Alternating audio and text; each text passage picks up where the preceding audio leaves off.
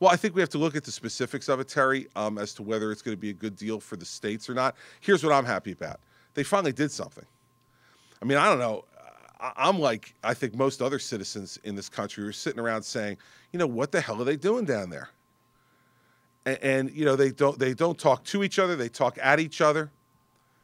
They're worried more about talking to the cable TV stations than they are about talking to their colleague who's sitting to their right or to their left. Presidents seem to be absent for most of this. I mean, you know, if we ever did that in New Jersey, we'd be run out of town on a rail. You know, I mean, you look at what we've done in New Jersey in the first 18 months with divided government.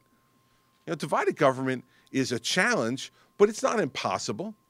With divided government, we've gotten 2 budgets that have cut significant money from the expenditures of the state of New Jersey. We've gotten a 2% property tax cap. We reformed the interest arbitration system to keep property taxes down.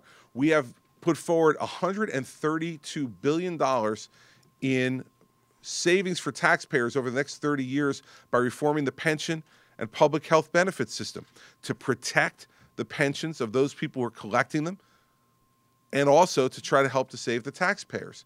All this stuff has been done in divided government because Senator Sweeney, Speaker Oliver, Senator Kean, Assemblyman DeCroce and I talk to each other, not at each other. So I'll look at what the specifics are, Terry, when they come out. I think the members of Congress are still trying to get their arms around the specifics of the deal, and I'll certainly comment on that when I get a better handle on it from the folks who look at this stuff for me in Washington.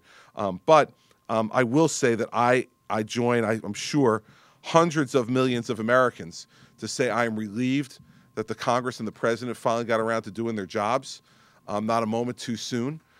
And I wish they would look more to the states for an example of how you can get this done.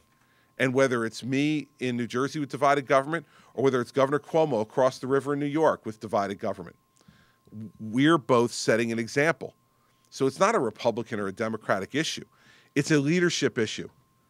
And if you understand that, you know, your job is to lead and to get things done and not just to posture and pose in front of these cameras, then you actually get your job done. So I'm relieved that the President and the Congress finally got to that this weekend. But I'm sure Governor Cuomo and I would be happy to run a seminar for them anytime to try to let them know how to get things done.